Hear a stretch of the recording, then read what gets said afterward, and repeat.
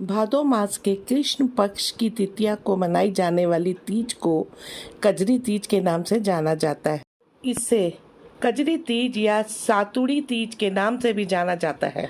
भाद्रपद मास के कृष्ण पक्ष की तृतीया 14 अगस्त रविवार को कजरी तीज का त्योहार मनाया जाता है। इस दिन विवाहित महिलाएं पति की लंबी आयु और वैवाहिक जीवन की सुख प्राप्ति के लिए निर्जला व्रत रखती हैं। माना जाता है कि विवाह योग्य युवतियों के विवाह में बाधा आ रही हो तो इस व्रत से उनका विवाह जल्दी हो जाता है। साथ ही इस योग वर की प्राप्ति भी होती है। इस पूरे दिन शंकर पार्वती जी की विधि विधान के साथ पूजा की जाती है और व्रत रखते हैं और शाम को चंद्रोदय के बाद व्रत खोला जाता है। कजरी तीज के दिन जौ, गेहूं, चने और चावल के सत्तू में घी और मेवा मिलाकर तरह तरह के पकवान बनाए जाते हैं। इस दिन महिलाएं सखियों संग एक जगह एकत्र होती हैं और पूरे दिन कजरी के गीत गाते हुए नृत्य का झूला झूलती हैं। इस दिन शिव पार्वती की पूजा के साथ ही गाय की पूजा करने का भी महत्व है। कजरी तीज पर चंद्रमा की पूजा करने के बाद उपवास तोड़ते हैं। इसके अलावा कजरी तीज के दिन जो होता है गायों की पूजा की जाती है। साथ ही इस दिन घर में झूले लगाते हैं और महिलाएं इकट्ठी होकर नाचती हैं और गाने गाती हैं। कजरी गाने इस उत्सव का एक अभिन्न हिस्सा है। कजरी तीज पर नीम की पूजा भी की जाती है। इसके बाद चांद को बलिदान देने की परंपरा है। कजरी तीज का महत्व क्या है कि कड़ी गर्मी के बाद मॉनसून का स्वागत करने के लिए लोगों द्वारा कजरी तीज मनाई जाती है। कजरी तीज पूरे साल मनाए जाने वाले 3 तीज त्योहारों में से एक है। अखा और हरियाली तीज की तरह भक्त कजरी तीज के लिए विशेष तैयारी करते हैं।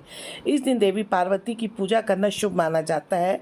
जो महिलाएं कजरी तीज पर देवी पार्वती की पूजा करती हैं उन्हें अपने पति के साथ सम्मानित संबंध होने से आशीर्वाद मिलता है। ऐसा कहा जाता है कि 108 जन्म लेने के बाद देवी पार्वती भगवान शिव से शादी करने में सफल हुई। इस दिन को निस्वार्थ प्रेम के सम्मान के रूप में मनाया जाता है। ये निस्वार्थ भक्ति थी जिसने भगवान शिव को अतः देवी पार्वती को अपनी पत्नी के रूप में स्वीकार करने का नेतृत्व किया। कजरी तीज के पीछे की कहानी दोस्तों इस प्रकार है। कजली मध्य प्रदेश में स्थित एक घने जंगल का नाम था। जंगल के आसपास का क्षेत्र राजा ददुरई द्वारा शासित था। वहाँ रहने वाले लोग अपने साथ कजली के नाम पर गाने गाते थे ताकि उनकी जगह का नाम लोकप्रिय हो सके। कुछ समय बाद राजा ददुरई का निधन हो गया। उनकी पत्नी रानी नागमती ने खुद को सती प्रथा में अर्पित कर दिया। इसके दुख में कजली नामक जगह के लोगों ने रानी नागमती को सम्मानित करने के लिए राग कजरी मनाना शुरू कर दिया। इसके अलावा इस दिन को देवी पार्वती को सम्मानित करने और उनकी पूजा के लिए भी मनाया जाता है, क्योंकि ये तीज अपने पति के लिए एक महिला देवी पार्वती की भक्ति और समर्पण को दर्शाती है। देवी पार्वती भगवान शिव से शादी करने की इच्छुक थीं। शिव ने पार्वती से उनकी भक्ति साबित करने के लिए कहा।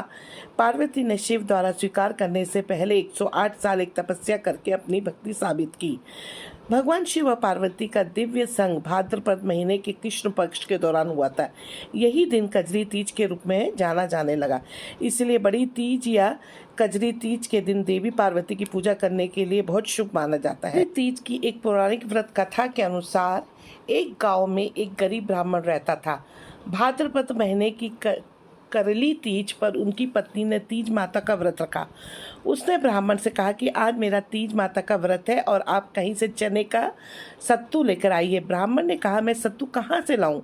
ब्राह्मणी ने कहा कि चाहे चोरी करके चाहे डाका डालो, लेकिन मेरे लिए सत्तू कहीं से भी लेकर आओ।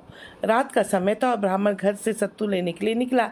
वह साहूकार की दुकान में घुस गया। उसने चने की दाल, घी, शक्कर लेकर 1.25 किलो तौलकर सत्तू बना लिया और चुपके से निकलने लगा। उसकी आवाज़ सुनकर दुकान के नौकर जाग गए और जोर जोर से चिल्लाने लगे। आवाज़ सुनकर साहूकार आया और उस ब्राह्मण को पकड़ लिया। फिर ब्राह्मण ने सफाई देते हुए कहा कि मैं चोर नहीं बल्कि एक गरीब ब्राह्मण हूँ। मेरी पत्नी का आज तीज माता का व्रत है, इसलिए मैं सिर्फ ये 1.25 किलो का सत्तू बनाकर ले जा रहा हूँ।